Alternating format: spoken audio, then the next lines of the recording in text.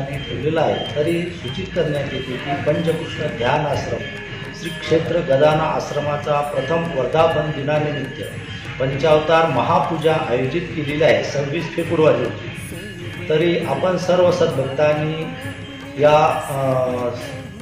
धर्म कार्याचा लाभ घ्यावा व प्रसादाला आपण सर्व ग्रामस्थांनी उपस्थित राहावे ही नम्र विनंती। सर्व सद्भक्त यांनी या कार्यक्रमाचा सर्वांनी अवश्य लाभ घ्यावा ही सर्व ग्रामस्थ व पुजारी बांधव